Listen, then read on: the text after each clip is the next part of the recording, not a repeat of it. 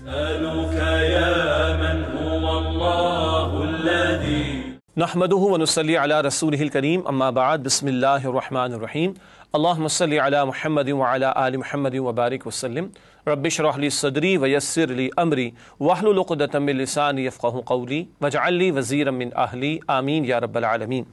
ناظرین کرام السلام علیکم ورحمۃ اللہ وبرکاتہ۔ پروگرام تعلیمات قرآن میں آپ کو خوش آمدید کہتے ہیں۔ الحمدللہ ہر نشست میں ایک ایک پارے کے مضامین کا تجزیہ اور اہم آیات کا مطالعہ اور اوامر و نواہی آپ کی خدمت میں پیش کرتے ہیں۔ انشاءاللہ آج ہم قرآن حکیم کے 90 پارے کے حوالے سے گفتگو کریں گے۔ آئیے سب سے پہلے ہمیشہ کی طرح تعارف آپ کی خدمت میں پیش کرتے ہیں۔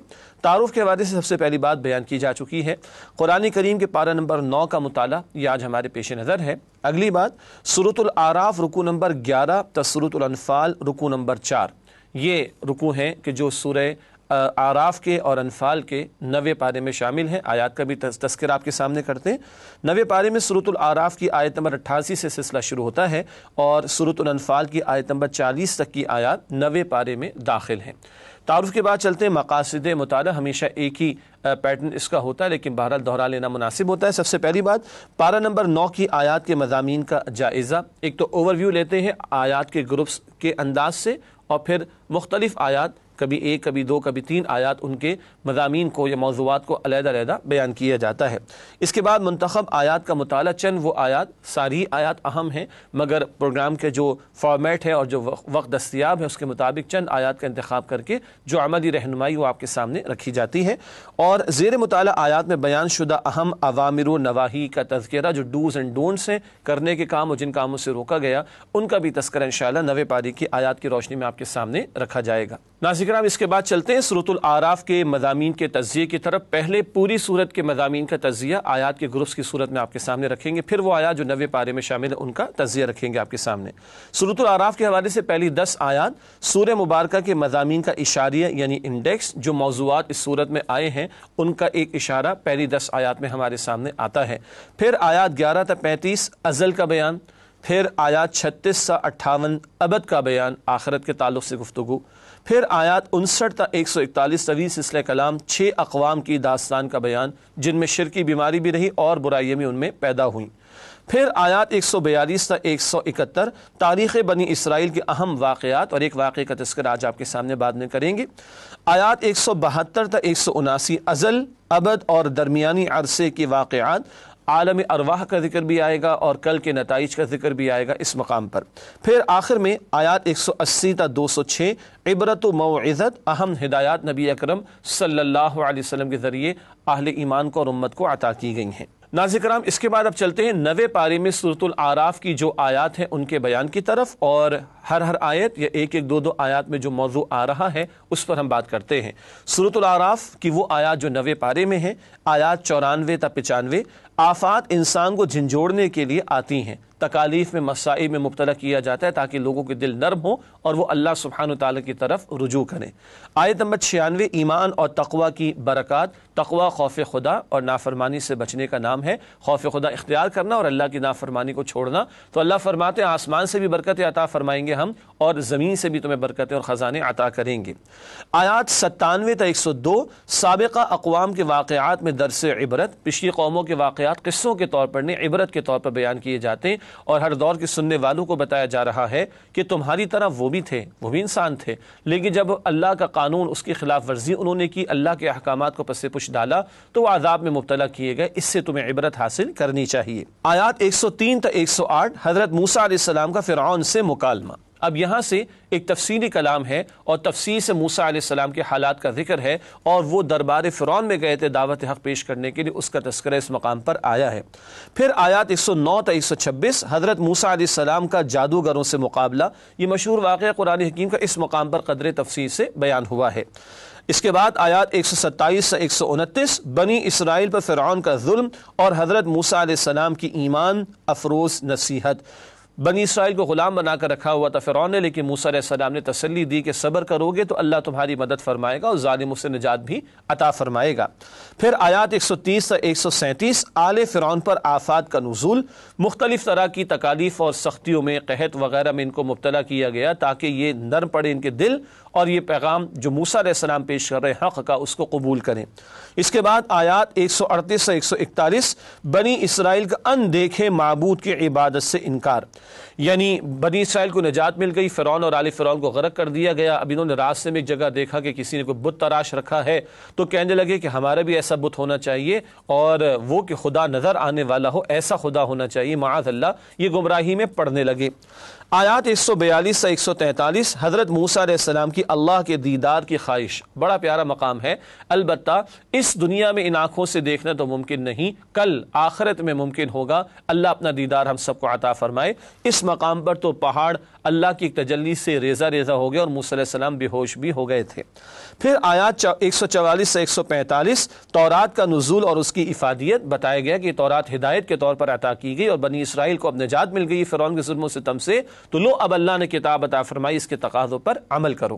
اس کے بعد سورۃ الاعراف آیات 146 سے 147 تکبر کرنے والے کو ہدایت نہیں ملتی، اور حدیث میں تو ہے کہ رائی کے دانے کے برابر بھی دل میں تکبر ہو تو جنت نہیں ملے گی، یہ مسلم شریف کی روایت ہے۔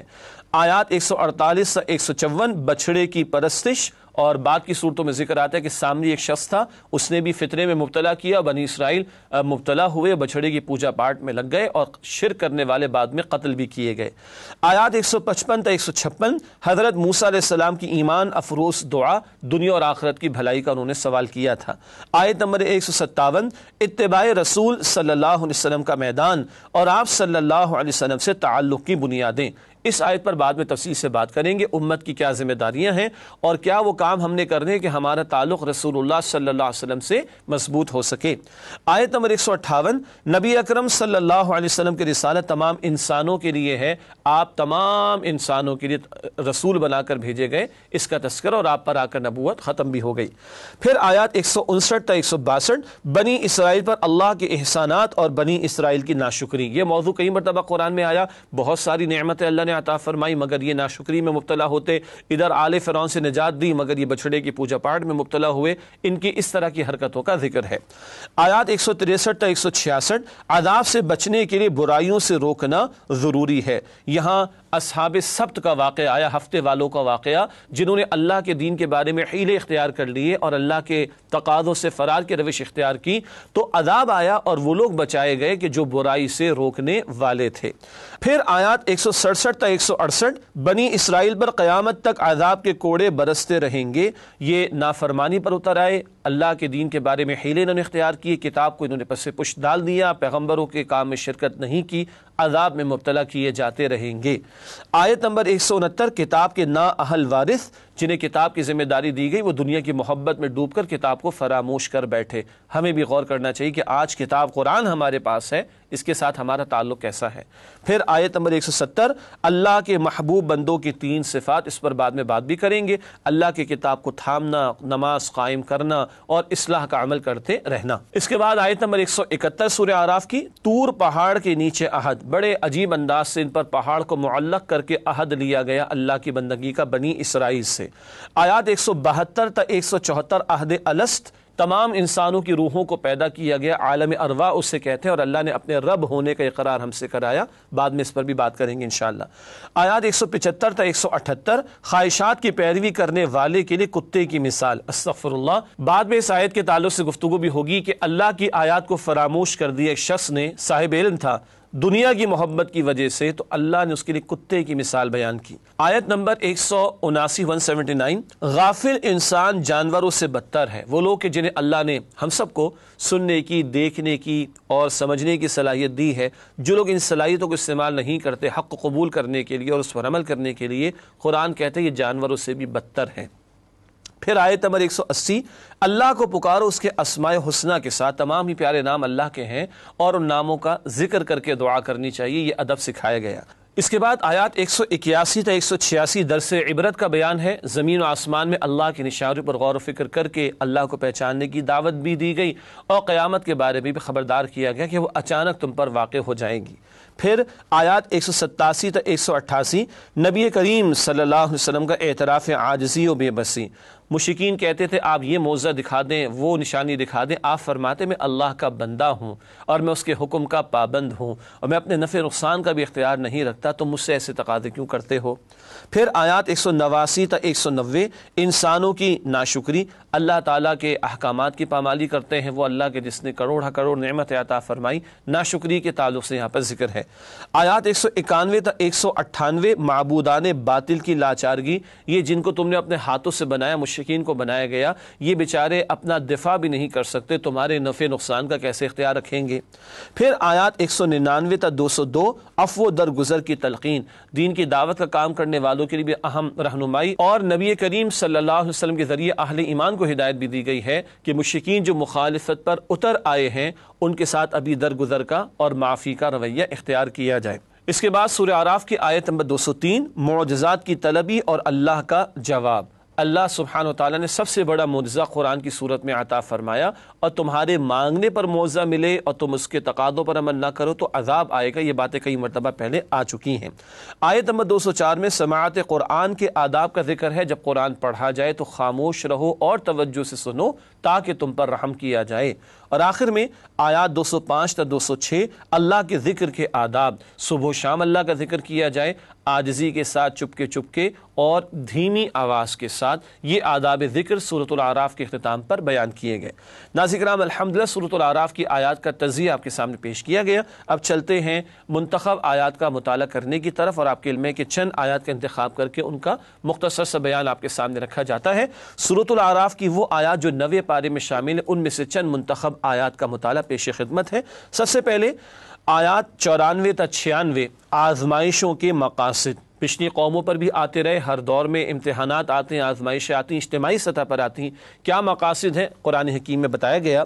وَمَا أَرْسَلْنَا فِي قَرْيَةٍ مِّن نَّبِيٍّ إِلَّا أَخَذْنَا أَهْلَهَا بِالْبَأْسَاءِ وَالضَّرَّاءِ لَعَلَّهُمْ يَضَّرَّعُونَ ثُمَّ بَدَّلْنَا مَكَانَ السَّيِّئَةِ الْحَسَنَةَ حَتَّى عَفَوْا وَقَالُوا قَدْ مَسَّ آبَاءَنَا الضَّرَّاءُ وَالسَّرَّاءُ فَأَخَذْنَاهُمْ بَغْتَةً وَهُمْ لَا يَشْعُرُونَ وَلَوْ أَنَّ أَهْلَ الْقُرَىٰ آمَنُوا وَاتَّقَوْا لَفَتَحْنَا عَلَيْهِمْ بَرَكَاتٍ مِّنَ السَّمَاءِ وَالْأَرْضِ وَلَٰكِن كَذَّبُوا فَأَخَذْنَاهُمْ بِمَا كَانُوا يَكْسِبُونَ۔ ترجمہ کرتے ہیں ان آیات کا۔ اور ہم نے کسی بستی میں کوئی نبی نہیں بھیجا مگر وہاں کے رہنے والوں کو سختیوں اور تکلیفوں میں مبتلا کیا تاکہ وہ عاجزی اختیار کریں، پھر ہم نے بدحالی کو آسودگی سے بدل دیا، یہاں تک کہ مال و اولاد میں زیادہ ہو گئے تو کہنے لگے کہ ہمارے آباء و اجداد کو بھی تنگی اور راحت پیش آئی تھی تو ہم نے ان کو اچانک پکڑ لیا اور انہیں خبر بھی نہ تھی۔ اگر ان بستیوں کے لوگ ایمان لے آتے اور پرہیزگاری اختیار کرتے تو ہم ان پر آسمان اور زمین کی برکتیں کھول دیتے، مگر انہوں نے تو تکذیب کی تو ہم نے انہیں ان کے اعمال کی وجہ سے پکڑ لیا۔ یہ اللہ کی سنت اور قانون کا بیان۔ ہر دور میں انبیاء بھیجے گئے تاکہ ختم نبوت کا معاملہ رسول اللہ علیہ السلام پر ہو گیا۔ البتہ جب بھی انبیاء کو بھیجا گیا قوموں کو سختیوں میں عذاب تو نہ کہیں، آزمائشوں میں مبتلا کیا گیا، کبھی قحط کا معاملہ، کبھی کسی اور تکلیف میں، تاکہ دل نرم ہو اور وہ حق کو قبول کریں۔ لیکن پھر کیا ہوا، ہٹ دھرمی پر لوگ اتر آئے اور حق قبول نہیں کرتے تھے، اللہ تعالیٰ نے دنیا ان پر کھول دی تو بڑے وہ عیاشیوں میں پڑ گئے، اور جب کبھی تکلیف کا معاملہ ہوتا کہتے تکلیف تو ہمارے باپ دادا کو پہلے بھی آتی رہی۔ یہ ہے دلوں کا سخت ہو جانا اور آزمائشوں سے عبرت حاصل نہ کرنا، کہ آزمائشوں میں آدمی کا دل نرم ہو تو حق کو قبول کرنا آسان بھی ہوتا ہے۔ آج ہمارے میں کبھی زلزلے طوفان آتے تو ہٹ دھرمی میں آ کے کچھ لوگ کہتے ہیں زلزلے تو مریخ پر بھی آتے ہیں، اللہ کے بندو، اللہ نے بندوں کو امتحان کے لیے مریخ پر نہیں بھیجا، زمین پر بھیجا ہے۔ ان آزمائشوں سے دلوں کا نرم ہونا، یہ مقصود عبرت حاصل کرنی چاہیے۔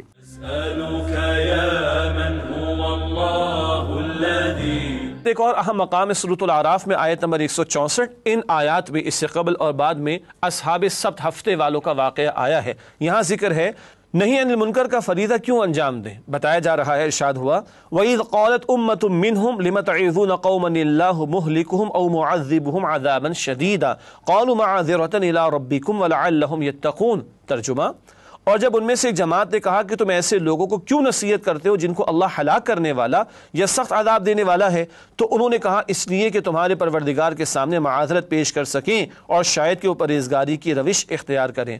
بستی والے نافرمانی میں مبتلا ہوئے تو وہ لوگ کہ جو نافرمانی سے بچتے بھی تھے اور روک بھی رہے تھے، ان کو کچھ ان لوگوں نے کہا کہ جو نافرمانی سے بچ تو رہے تھے مگر نافرمانوں کو روک نہیں رہے تھے۔ یہ بچنے والے تیسرے گروہ سے کہہ رہے ہیں جو نافرمانی سے بچ بھی رہے تھے اور نافرمانوں کو روک بھی رہے تھے۔ بھئی کیوں ان کو سمجھاتے ہو؟ جیسے آج ہمارے معاشرے میں کہتے ہیں نا، کیوں پرائے معاملے میں ٹانگ اڑاتے ہو، یہ اپنی قبر میں جائیں گے تم اپنی قبر میں جاؤ گے، بھئی کیوں ان کو روکتے ہو؟ تو یہ تیسرے گروہ والے کہتے ہیں کہ دیکھو بھائی، اللہ کے سامنے معذرت پیش کر سکے، اللہ پوچھے گا، اکیلے کے لیے تم بچتے رہے گناہ سے، دوسروں کو کیوں نہ روکا؟ اور نمبر 2، شاید کہ پرہیزگاری اختیار کر لے، شاید ہمارے بتانے سمجھانے سے ان کو بات سمجھ آ جائے اور یہ گناہوں کو چھوڑ دیں، اس لیے بھی کہ ہم نے کل اللہ کو جواب دینا ہے اور آج کوئی بچ جائے گناہ سے، ہم نے نہیں عن المنکر یعنی گناہ سے روکنے کا فریضہ انجام دینا ہے۔ ایک اور اہم بات اس سے اگلی آیت میں آئی ہے، آیت نمبر 165، عذاب سے کون بچایا جاتا ہے؟ ارشاد ہوا اس مقام پر، فَلَمَّا نَسُوا مَا ذُكِّرُوا بِهِ أَنجَيْنَا الَّذِينَ يَنْهَوْنَ عَنِ السُّوءِ وَأَخَذْنَا الَّذِينَ ظَلَمُوا بِعَذَابٍ بَئِيسٍ بِمَا كَانُوا يَفْسُقُونَ۔ ترجمہ، جب انہوں نے ان باتوں کو فراموش کر دیا جن کی ان کو نصیحت کی گئی تھی تو جو لوگ برائی سے منع کرتے تھے ان کو ہم نے نجات دی، اور جو ظلم کرتے تھے ان کو برے عذاب میں پکڑ لیا، بس سبب اس کے کہ وہ نافرمانی کرتے تھے۔ جب عذاب آئے تو کون بچائے گئے؟ جو گناہوں سے روکنے والے تھے، منکرات سے روکنے والے تھے، یہی امت کی ذمہ داری ہے۔ اور اللہ کے پیغمبر علیہ السلام نے فرمایا، جامع ترمذی کی حدیث ہے، تم لازماً نیکی کا حکم دو گے اور تم لازماً بدی سے روکو گے، اگر تم نے فریضہ انجام نہ دیا تو اندیشہ ہے کہ تم پر اللہ کا عذاب آئے گا، پھر تم دعائیں کرو گے اور تمہاری دعائیں قبول نہیں ہوں گی۔ ترمذی شریف میں یہ روایت ہے۔ اس کے بعد اگلی آیت جس کا انتخاب کیا گیا سورۃ الاعراف کی آیت نمبر 172، عالم ارواح کے عہد کا بیان۔ ارشاد ہو رہا ہے، وَإِذْ أَخَذَ رَبُّكَ مِن بَنِي آدَمَ مِن ظُهُورِهِمْ ذُرِّيَّتَهُمْ وَأَشْهَدَهُمْ عَلَىٰ أَنفُسِهِمْ أَلَسْتُ بِرَبِّكُمْ قَالُوا بَلَىٰ شَهِدْنَا أَن تَقُولُوا يَوْمَ الْقِيَامَةِ إِنَّا كُنَّا عَنْ هَٰذَا غَافِلِينَ۔ ترجمہ، اور یاد کرو جب تمہارے رب نے اولاد آدم کی پشت سے ان کی اولاد کو نکالا اور ان سے خود انہی کے متعلق اقرار لیا کہ کیا میں تمہارا رب نہیں ہوں؟ سب نے جواب دیا، کیوں نہیں، ہم سب گواہ ہیں کہ تو ہی ہمارا رب ہے۔ یہ اقرار اس لیے کرایا تھا تاکہ قیامت کے دن کہیں یوں نہ کہنے لگو کہ ہم کو تو اس کی خبر ہی نہ تھی۔ یہ آیت نمبر 172 ہے سورہ اعراف کی۔ اور حدیث نے بتایا تمام انسانوں کی روحوں کو ایک ہی وقت میں اللہ نے پیدا کیا اور ہم سب سے اللہ نے اقرار کرایا اپنے رب ہونے کا، اور اس عہد کو یاد دلانے کے لیے کتابیں بھی نازل کی، پیغمبروں کو بھی بھیجا، اور یہی عہد ہے جو سورہ فاتحہ کے اندر ہم دہراتے ہیں، ایاک نعبد، اللہ نے اپنے رب ہونے کی بنیاد پر عبادت کا تقاضا کیا ہے۔ سورہ قریش میں آتا ہے فَلْيَعْبُدُوا رَبَّ هَذَا الْبَيْتِ، اس گھر کے رب کی عبادت کرنی چاہیے ان کو۔ تو اللہ نے عبادت کا تقاضا کیا ہے رب ہونے کی بنیاد پر، اور وہ ہمارا رب ہے، اس کا اقرار اس نے ہم سے کرایا تھا عالم ارواح میں۔ اگلی آیات ہیں آیات 175 تا 176، دنیا پرست انسان کا کردار، بڑی بری مثال اس مقام پر بیان ہو رہی ہے۔ ارشاد ہوا، وَاتْلُ عَلَيْهِمْ نَبَأَ الَّذِي آتَيْنَاهُ آيَاتِنَا فَانسَلَخَ مِنْهَا فَأَتْبَعَهُ الشَّيْطَانُ فَكَانَ مِنَ الْغَاوِينَ وَلَوْ شِئْنَا لَرَفَعْنَاهُ بِهَا وَلَكِنَّهُ أَخْلَدَ إِلَى الْأَرْضِ وَاتَّبَعَ هَوَاهُ فَمَثَلُهُ كَمَثَلِ الْكَلْبِ إِن تَحْمِلْ عَلَيْهِ يَلْهَثْ أَوْ تَتْرُكْهُ يَلْهَث ذَلِكَ مَثَلُ الْقَوْمِ الَّذِينَ كَذَّبُوا بِآيَاتِنَا فَقُصُصِ الْقَصَصَ لَعَلَّهُمْ يَتَفَكَّرُونَ۔ ترجمہ پیش خدمت، ارشاد ہوا، اور ان کو اس شخص کا حال پڑھ کر سنا دیجئے جس کو ہم نے اپنی آیتیں عطا فرمائی، پھر وہ ان سے نکل بھاگا تو شیطان اس کے پیچھے لگ گیا، سو وہ گمراہ لوگوں میں شامل ہو گیا۔ اور اگر ہم چاہتے تو اس کو ان آیتوں کی بدولت بلند مرتبہ عطا کرتے، مگر وہ تو پستی کی طرف مائل ہو گیا اور اپنی خواہش کے پیچھے چل پڑا، تو اس کی مثال کتے کی سی ہو گئی کہ اگر سختی کرو تو زبان نکالے رہے اور یوں ہی چھوڑ دو تو بھی زبان نکالے رہے۔ یہی مثال ان لوگوں کی ہے جنہوں نے ہماری آیتوں کو جھٹلایا، تو ان سے یہ قصہ بیان کر دو تاکہ وہ غور و فکر کریں۔ یہ آیات 175 تا 176 کا ترجمہ، اور اس کے پیچھے مفسرین نے خاص واقعہ بھی بیان فرمایا۔ حاصل یہ کہ شخص کو اللہ نے اپنی آیات کا علم عطا کیا، پیغمبر کے ذریعے پہنچا ہوگا، مگر وہ دنیا کی محبت میں ڈوبا۔ واقعات میں یہ بھی لکھا ہے کسی عورت کی زلفوں کا اسیر ہو گیا، یہ دنیا کی محبت میں غرق ہو کر اللہ کی آیات سے دور ہو گیا۔ اب شیطان پیچھے لگا اور فرمایا کہ اس کا ساتھی بن گیا۔ مزید آگے اس کے لیے کتے کی مثال دی، کتے کی رال ٹپکتی زبان لٹکتی رہتی ہے، یہ حرص اور لالچ کی علامت ہے۔ یہ شخص دنیا کی محبت میں ڈوبا تو اللہ تعالیٰ نے کتے جیسی مثال اس کے لیے بیان کی۔ استغفر اللہ، اللہ ہمیں اپنے کلام سے مضبوط تعلق قائم کرنے کی توفیق عطا فرمائے۔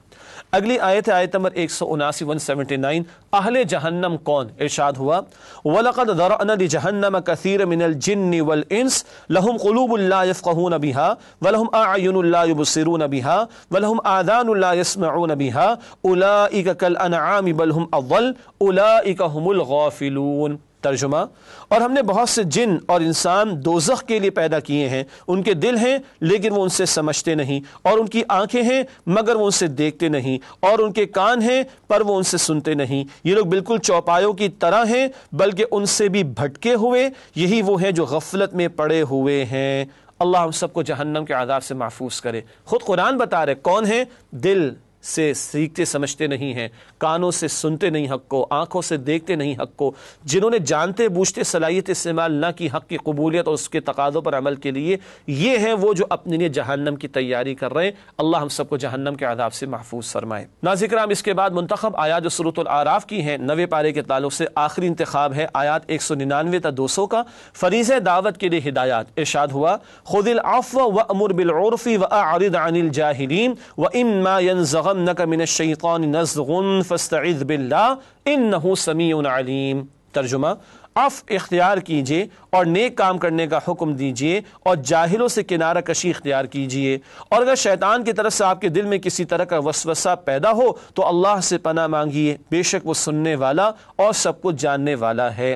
امت کو ہدایت دی جا رہی ہے، رسول اللہ علیہ السلام کے ذریعے سے صحابہ کو سمجھایا جا رہا ہے، اہل ایمان کو ہدایت دی جا رہی ہے۔ مخالفت تو ہو رہی ہے کفار و مشرکین کی طرف سے، مگر ابھی درگزر کا معاملہ کرنا ہے، نیکی کی دعوت جاری رہے گی، اور جاہلوں سے کنارہ کشی سے مراد ان سے الجھنا نہیں اور دعوت کے کام کو آگے بڑھاتے رہنا ہے۔ ہاں، شیطان کبھی نہیں چاہے گا دعوت کا کام آگے بڑھے اور عمدگی کے ساتھ اہل ایمان یہ کام کرے، وہ اکسانے کی کوشش کرے گا، وہ کہے گا انہوں نے تم سے تم نے ان سے پیسے لے رکھے، جو تمہارے ساتھ یہ برا سلوک کر رہے ہیں، تمہیں برا بھلا کہہ رہے ہیں، تم بھی پلٹ کر جواب دو۔ نہیں، یہ شیطان کی طرف سے اس طرح کا وسوسہ آئے تو اللہ کی پناہ میں آنے کی کوشش کی جائے، کیونکہ شیطان ہمارا دشمن ہے، ہم اپنے بل بوتے پر تو اس کا مقابلہ نہیں کر سکتے جب تک کہ اللہ کی توفیق شامل حال نہ ہو۔ بڑی اہم ہدایات یہ ان لوگوں کے لیے جو دین کی دعوت کے کام میں مصروف و عطا کی گئیں۔ ناظرین کرام، اس وقت ایک وقفے کا موقع آیا چاہتا ہے، آپ سے ملاقات کرتے ایک وقفے کے بعد، انشاءاللہ امید ہے آپ ہمارے ساتھ رہیں گے۔ السلام علیکم ورحمۃ اللہ وبرکاتہ۔ ناظرین کرام، تعلیمات قرآن پروگرام میں آپ کو خوش آمدید کہتے ہیں، اور وقفے سے پہلے سورۃ الاعراف کی منتخب آیات کا مطالعہ آپ کی خدمت میں پیش کیا گیا۔ ناظرین کرام، اس کے بعد سورۃ الانفال کا آغاز ہوتا ہے۔ آئیے سورۃ الانفال کے مضامین کا تجزیہ آپ کے سامنے رکھتے ہیں۔ پہلی بنیادی بات، غزوہ بدر پر تبصرہ، پہلا باقاعدہ معرکہ جس میں دو بدو جنگ کی نوبت بھی آئی، وہ غزوہ بدر ہے نبی کریم صلی اللہ علیہ وسلم کے حیات طیبہ میں، اور اس کے حوالے سے تفصیلی تبصرہ سورۃ الانفال میں اللہ سبحانہ و تعالیٰ نے عطا فرمایا ہے۔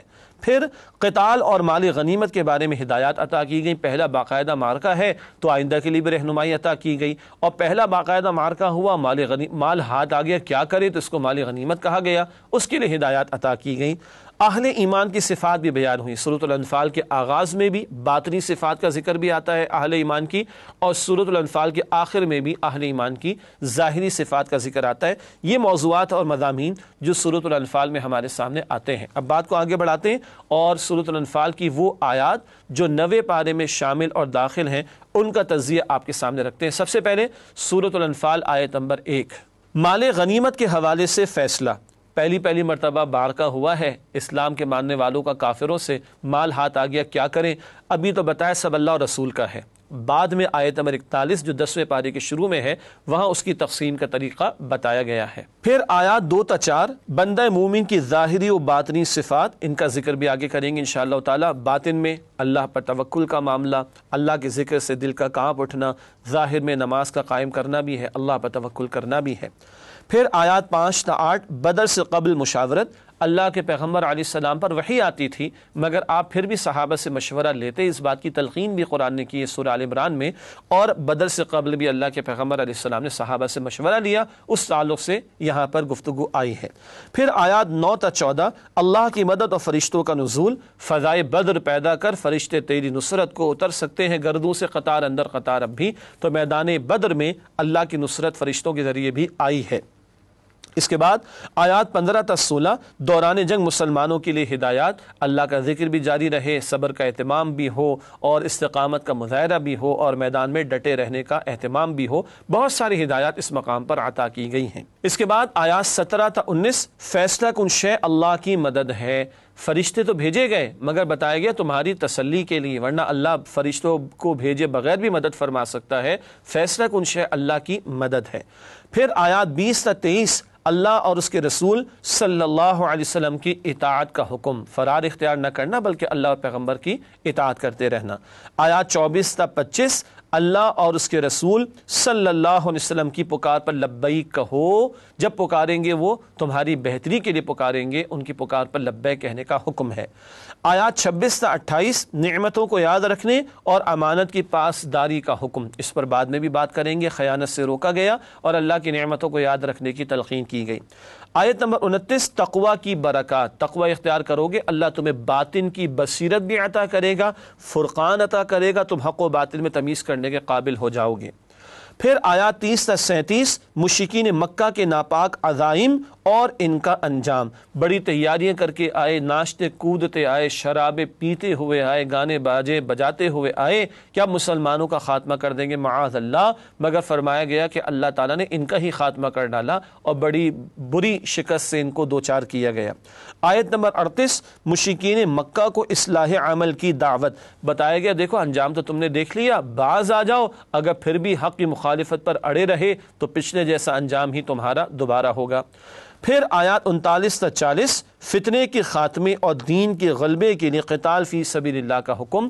اسی مقام پر 90 پارے کا اختتام بھی ہوتا ہے۔ فتنہ ایسے حالات کو بھی کہا جاتا ہے کہ جب اللہ کی کامل بندگی ممکن نہ ہو، اور ایسے فتنے کے خاتمے کے لیے اگر کبھی جنگ بھی کرنا پڑے، البتہ اس کی شرائط ہیں، اگر کبھی جنگ بھی کرنا پڑے تو کی جائے گی تاکہ فتنے کا خاتمہ ہو سکے اور اللہ کی کامل بندگی ممکن ہو سکے۔ ناظرین کرام، الحمدللہ سورۃ الانفال کی وہ آیات جو 90 پارے میں شامل ہیں ان کی حوالے سے تجزیہ پیش کیا گیا۔ اب چلتے ہیں سورۃ الانفال کی منتخب آیات کے مطالعے کی طرف، البتہ وہ آیات جو 90 پارے میں شامل ہیں۔ سب سے پہلے سورۃ الانفال آیت نمبر 2، ایمان میں اضافہ بذریعہ قرآن۔ ارشاد ہو رہا ہے، انما المؤمنون الذین اذا ذکر اللہ وجلت قلوبہم واذا تلیت علیہم آیاتہ زادتہم ایمانا وعلی ربہم یتوکلون۔ ترجمہ، بے شک مومن تو وہ ہیں کہ جب اللہ تعالیٰ کا ذکر کیا جائے تو ان کے دل کانپ اٹھتے ہیں، اور جب ان پر اللہ کی آیات کی تلاوت کی جائے تو ان کا ایمان بڑھ جاتا ہے اور وہ اپنے رب پر توکل کرتے ہیں۔ یہ آیت نمبر 2 کا ترجمہ۔ بڑی پیاری صفات آ رہی ہیں، اللہ کا ذکر کیا جائے تو اہل ایمان کے دل کانپ اٹھتے، یہ اللہ کی عظمت کا ذکر ہو رہا ہے اور اس کی تاثیر کا بیان۔